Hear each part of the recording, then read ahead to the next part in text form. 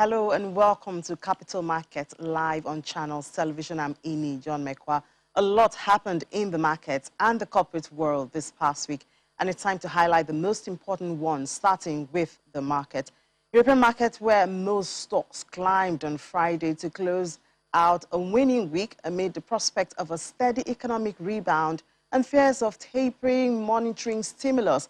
The FTSE and DAX indices rose 0.37% and 0.12% each, while the CAC fell 0.13% to close this week. The UK is set to publish plans next month to lift travel restrictions for fully vaccinated people. Meanwhile, the Bank of England on Thursday forecast inflation surpassing 3% at its peak before cooling down, but insists the spike above its 2% target is a transitory and is going ahead with its monetary stimulus. And in Asia Pacific, stocks jumped on Friday, with shares in Hong Kong and mainland China among the region's biggest gainers. Hong Kong's Hang Seng Index jumped 1.4%, and mainland Chinese stocks closed higher, with the Shanghai Composite up 1.15%, while the Shenzhen Component gained 1.48%. Elsewhere, Japan's Nikkei 225 rose 0.66% to close. Moving to the U.S. now, stocks rose on Friday, with the S&P 500 building on its rally to records as investors bet that higher inflation will be temporal as the economy continues to recover from the pandemic. The broad equity benchmark climbed 0.3% to hit another closing record high, while the Dow Jones Industrial Average rose 0.7%. Meanwhile, the Nasdaq Composite erased earlier gains and closed 0.1% lower amid a rise in bond yields. The S&P 500 rallied 2.7% for the week, notching its biggest weekly gain since early February, and the Dow gained 3.4% this week for its best week since mid-March, while the Nasdaq advanced 2.4%.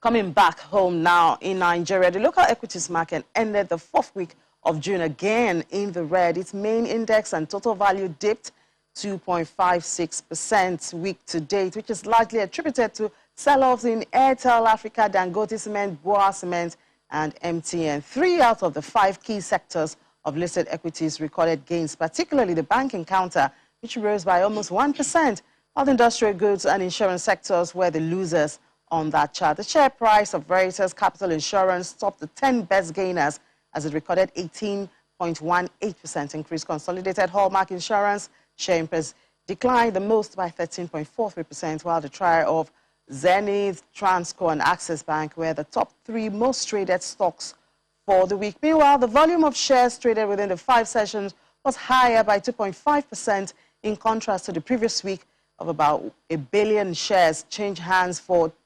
10.33 billion naira in over 17,000 transactions. Well, we'll talk about this and many more issues now with Mr. Abel Ezekiel. He's a capital market analyst. Thank you so much for joining us on the program today, Mr. Ezekiel. Thank you for having me. It's a pleasure. Great. So this past week in the local equities market, we had 4 negatives and 1 positive. Yes. And I'm just curious. I mean, thank God you're here. I'd like to know.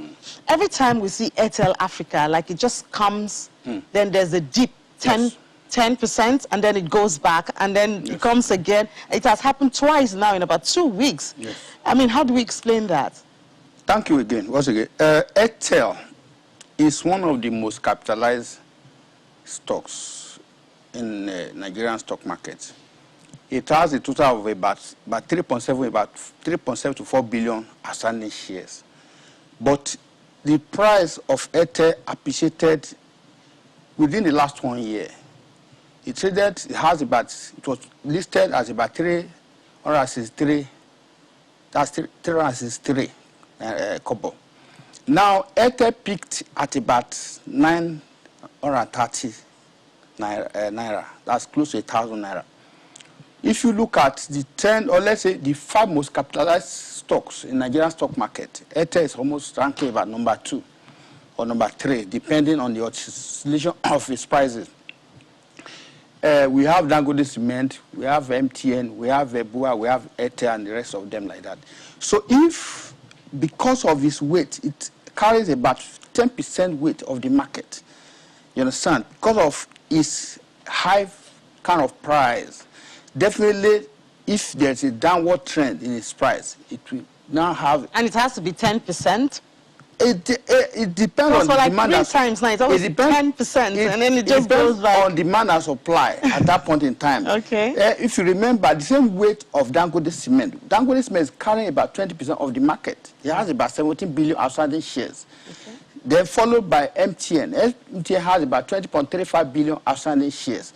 So the weight of some of these companies, in fact, about 4 or 5 of them carries about, I would say 40% or 50% of the let's say 60% of total market capitalization of 20 trillion naira as we have now. So therefore, if you have a kind of a downward trend of price volatility in these securities, definitely to affect the market. If you look at it, it was on Tuesday, that's on the 22nd, on Tuesday that Airtel dropped massively. And that was the first time the market is dropping at that so far this year. Okay. Almost 1.81%. It dropped on Tuesday. Okay, all right. All right, so let's take more stories. We'll come back to you, Mr. Ezekiel. Global credit rating firm GCR has upgraded and affirmed the national scale long and short-term issuer ratings of MTN Nigeria to AAA and A+, respectively, with a stable outlook. The statement by the telecoms giant reveals that this represents the highest possible long and short-term ratings on GCR's national rating scale, according to the GCR. And ratings assigned to MTN Nigeria reflect a strong competitive position as the leading provider of telecommunication services in Nigeria, as well as its strong earnings and cash flow. And similarly, GCR has affirmed Wema Bank's national scale long and short-term issuer ratings of BBB negative and A3 respectively, with an evolving outlook. According to GCR, Wema Bank's ratings reflect its stable funding structure, intermediate capitalization, adequate liquidity, sustained moderate risk position, and growing competition position within the Nigerian banking sector. Wema Bank controls an estimated market share of 3% and 2.1% based on industry's total deposit and assets respectively at financial year 2020. And still on ratings now, global financial services company Moody's says it has completed a periodic review of the FCMB Limited and other ratings that are associated with the same analytical unit. The report highlights that FCMB's B2 long-term deposit ratings incorporate a one-notch uplift of government support from the bank's B3 baseline credit assessment. It adds that FCMB's B3 BCA reflects its high asset risk driven by its high single name and sector concentrations and its modest profitability compared with those of its top-tier domestic peers. However, according to the report, the bank's stable retail deposit-based funding structure, as well as good local currency liquidity, buffers moderate these challenges. Well, Mr. Ezekiel, well, before we talk about the ratings, we also had Boa Cement and Dangote. These are two strong competition. Yes. Why did we have both of them? You know, at some point we had a lot of self-pressure. Yes. If you look at these are dominant companies in the cement manufacturing sector, in the cement industry. Boa came in, they came in from merger. They acquired some of this CNN and the rest of them. And at the end of the day, their earnings were boosted within the last couple of years, which assisted the company as well. In fact, it has developed, or it has even invested a lot of money in developing most of their factories to enhance productivity and the output they turn to the market, giving Dangote Cement kind of a run for its money in kind of the kind of market share of the cement industry at a point in time. So therefore, it's not a surprise to any market or observer who followed the trend. And if you look at their activity in the last 20, that's their financial year in 2020. As a matter of fact, they did very well. They paid about 2.7 kobo dividends to their investors, which makes them to be one of the top high-ranking cement company, as we speak, in the country. And that has actually played a role in the market acceptability of Boa Cement. they are really challenging Dangote cement at the point in time as we speak. So therefore, the contribution or the effect of price volatility on them, like I've said before, definitely weigh, because the weight they carry in the market is much. So if there's a price pressure or sell pressure on some of these companies, definitely it will have effect on them. I know there are some issues that we are going to discuss as time goes on. This issue of investors are now kind of readjusting and reprioritizing the environment to invest, where to put their investment, the rest of them, and which is actually impacting on Nigerian capital markets. You know, ordinarily, I don't even expect, because as we speak now, the market has, so far, year to date, it's a drop about 6.49% as we speak, which is not as if the companies are not doing very well. But because investors now are becoming more discerning. And then liquidity, the issue of availability of liquidity. Yes, is an issue. But what I observe, what I sincerely observe is that a lot of other kind of avenue of investment are coming up. We have digital kind of area of investment. Would you be referring to cryptocurrency? Exactly. So cryptocurrency is also competition to the capital market at this time. Also a competition. And even to start with, I observed that, I noticed that because of the kind of the volatility of our currency depreciating, people are now moving their investment to a kind of an environment where the value of their investment will be a little bit, you know, because for instance, about a year ago, official exchange rate to a dollar is about 3.60 kobo, but as well as about 4.10 kobo, meaning that the naira is really being devalued. And people naturally move their investment from that kind of environment to where their investment or where the value of their investment will not be eroded.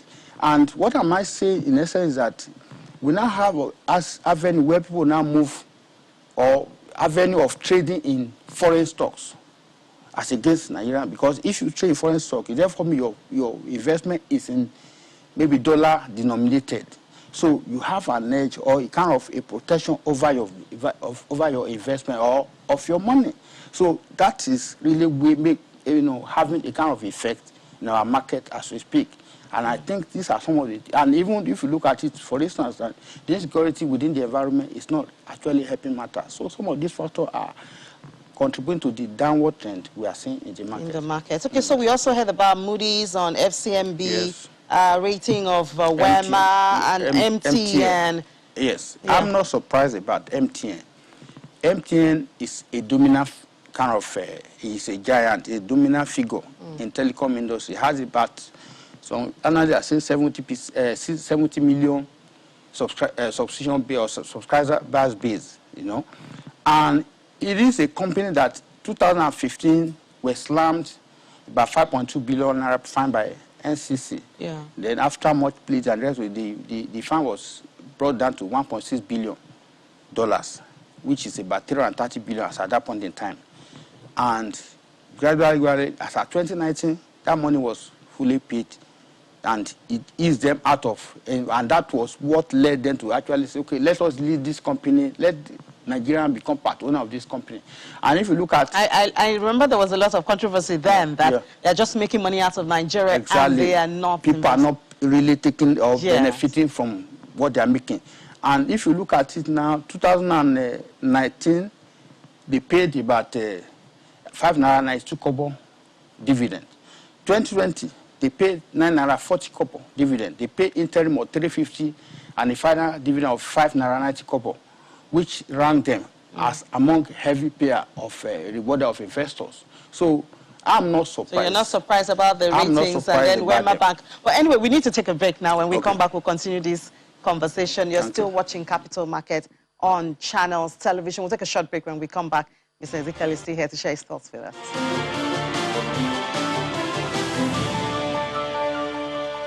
You're welcome back. You're still watching Capital Markets on Channels Television, and we still have Mr. Ezekiel here talking to us about some of the happenings in the market over the last week. And we're talking about ratings. I know you talked a lot about MTN, but as an investor or a potential investor, what should I be looking at when it comes to this rating? Moody's, you know, triple B and all that. What should I be looking for? What is good for me? Yes. As an investor, you want to, number one, you want to look at how this company, the medium to long time survivor of this company. You know, don't want a situation whereby after investing in a company within a short period of time, down the line, your investment will go down, the company will go. Because as an ordinary shareholder of a company, definitely if a company go under, that is the end of your investment. You want a company that can sustain, can wither a storm. And again, there are different categories of investors. It could be somebody who have a kind of shares in this company, or it could be bondholders. And if you are a bondholder, you are interested in how will this company be able to pay you your agreed coupon rate, or kind of return on your investment as a bondholder. At the same time, you are still interested, if you are an ordinary shareholder, you are still interested, how can my investment generate dividend or bonus? Because those are part of your return on investment. And within the space of time, how sustainable is the business plan?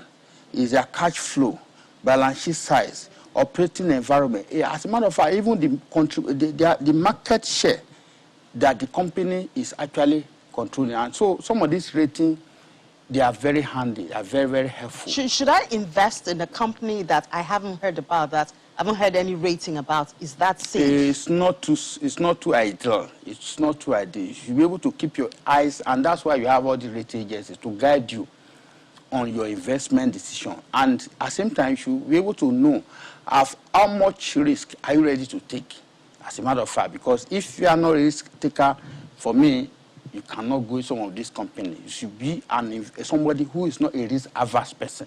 You are a risk taker. Because at the time you are investing in some of these companies, we tell people that nobody is telling you this is what is going to be given to you by the end of next year. You are not sure.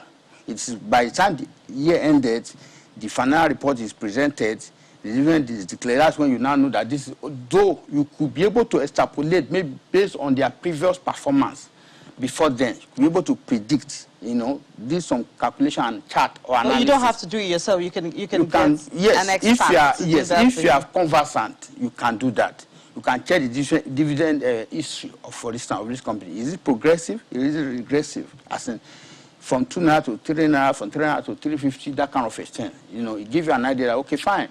By next year, they paid 2 naira. Last year, they paid 150 2 years ago. By this year or next year, they paid. Can this be a retirement plan? Huh? Can this be a retirement plan? It can, yes, of course, because a lot of investors live on dividend. They live on, and because there are some companies actually that you could be able to, you are so sure that they are going to give you a dividend. So it makes you to have an idea that, okay, now I've retired, definitely this company is going to, this XYZ company is going to declare dividend based on their antecedent and their track record in dividend payment. Because you have companies that they don't do job, they normally pay dividend no matter this difficult operating environment. Right. So therefore, those ratings, they guide you in taking those decisions. All right. Okay, so just hold your thoughts. Okay. Looking at more things that happened over the week, the Nigerian Exchange Limited has upgraded the shares of BOC Gases PLC and placed it on medium price stock level from the previous low price stock category. According to a statement by the NGX, the reclassification was necessary after review of BOC's equity value, which traded at the current group for 4 months out of the most recent 6-month period. It adds that the reclassification also necessitates the attendant change in the tick size change from 1 kobo to 5 kobo in line with the rule of pricing methodology. And then the NGX also has listed the entire 29.43 billion issued share of Guaranteed Trust Bank Holding, formerly known as GTBANK, on its daily official list at 28 naira 55 kobo per share. This comes after the NGX delisted the entire shares of GTBANK on its platform pursuant to the scheme of arrangement between the Tier 1 lender and its holders of its fully paid ordinary shares of 50 kobo each, as approved by the Securities and Exchange Commission and sanctioned by the court. The GTBank shares placed on full suspension the previous week by the NGX to prevent trading on its shares ahead of its delisting and listing of the holding company on the exchange. Very interesting there. GTBANK is now GTCo. Yes.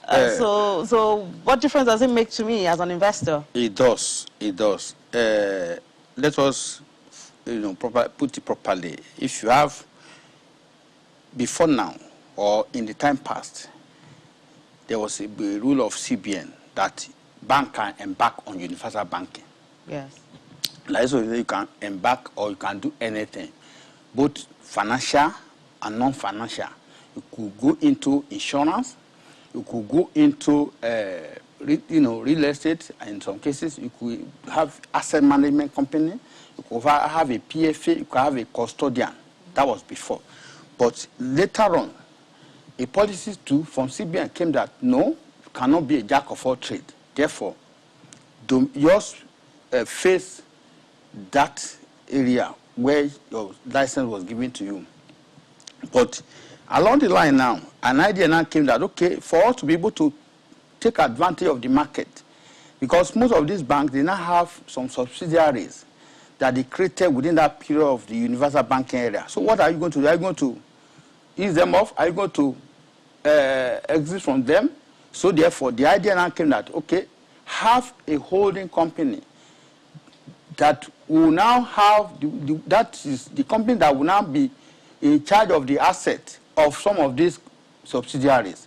So therefore, what the holding company does is just oversee, that is to oversee the controlling interest they have in some of these subsidiaries. What it does, what the benefit it does to the company is that most of the time, it allows the subsidiary to actually run on their own, and at the end of the day, the profit they generate from all these other areas of business they are doing, it will consolidate into the parent company, into the holding company, and from there the dividend will now be declared to shareholders. So it's more or less like taking a full advantage of the opportunity that exists within the market. And before now, FBN is already a holding company. Yes. We have Stanbic IBTC is already a holding company, and a lot of other ones, and GTBank too. They decided, okay, let's take advantage. So this will make the shares more attractive, more active. Very well, yes. Very well. So as an investor, you can expect that your shares, your dividends, yes, will be enhanced. And we are not losing anything. The market is not losing anything, because if you look at from the analysis you have read, 29.4 billion shares of GTBank, the whole of them was now moved to the holding companies. So GTBank that used to be PLC will now be GTBank Limited. The holding company will now be GTCo PLC to oversee the affairs of the subsidiaries. So that is it. It's just an avenue to take advantage of inherent benefit that exists within the non-banking financial space. You understand? It could be a pension, like I said before, PFA, a kind of insurance, as it were, just for you to be able to play a role. If you look at it, Azam is a subsidiary of GTBank, and Investment One is so some of these companies are doing very well, and they will contribute aggregately to the total profit that the holding company is going to be declaring, which is now available to all the shareholders of GT holding. So we should even say a long time coming for GTBank. A GTCo now. GTCo now, yes. GTCo now. All right. So to other stories now. The Nigerian Exchange Limited has implemented the change of name of leading independent oil and natural gas producer from Seplat Petroleum Development Company, PLC, to Seplat Energy, PLC. According to Seplat, the change of name reflects the company's recent efforts to ensure a seamless transition into a full energy solutions company, while remaining a key player in promoting and operating a low-carbon environment in the future. Also, the Securities and Exchange Commission says it has approved Chaka Technologies Limited as the first digital platform for buying and selling of local stocks in the country. According to the CEO of Chaka Technologies, Tosin Osibodu, the recent acquisition of the digital sub-broker would serve multiple brokers and level the playing field for African investors, as well as define the future of digital investment in Nigeria. He explains that the new license was part of SEC's efforts to foster regulation within the investment tech space and ensure the safety of investing public while encouraging innovation within the sector. So explain to us what the implication of this means, this having Chaka there. It is a new normal that we've been familiar with. Before now, we have sub-brokers, but we don't have what you call digital, kind of this fintech of a thing. Now, this company, they have been operating before now. This Chaka have been operating since 2019. There are many of them in the system. And they provide multiple opportunities. They provide a platform for multiple, for you to register with any stockbroking firm. On their platform, you can easily buy shares in another stockbroking firm. But SEC, as of last year, went to Investment and Security Tribunal to put a stop. As a matter of fact, some of them, even they went to there as far as they are concerned, they can even buy foreign stocks on their platform, like Google and some of them, Apple and the rest of them. So, which at that point, SEC is feeling that their oversight regulatory function, as it were, is not really, these people are not properly captured. Okay. So what happens? So we really need to go, but let me just ask, because I had a conversation recently with someone about, I want to buy shares now, and you have to do a lot of paperwork, sign here and do that. Is this what Chaka has done? Is it going to cut off all of that process? They have cut off all so I can do it on my mobile phone, I can do it on a device. Very well, very well. That is a very welcome idea. Those paperwork have been reduced, have been removed. And I'm sure more people will participate because, I mean, the new generation are not ready to start doing paper and sign and go here and drop your passport and things like that. Very well, because that is the beauty of it. Exactly. All, you know, young Nigerians that want to take advantage of the stock market. Very impatient generation. Thank you. Yes. All right, thank you so much, Mr. Abel Ezekiel, Capital Market Analyst, for joining us this evening. We've really had, well, I want to believe, a very fruitful discussion this evening, looking at the happenings in the corporate world and the markets over the week, and I'm sure you did take something back home there. But that's it on the show for this weekend. Thank you so much for watching. I'm Ini John Mekwa. See you next time.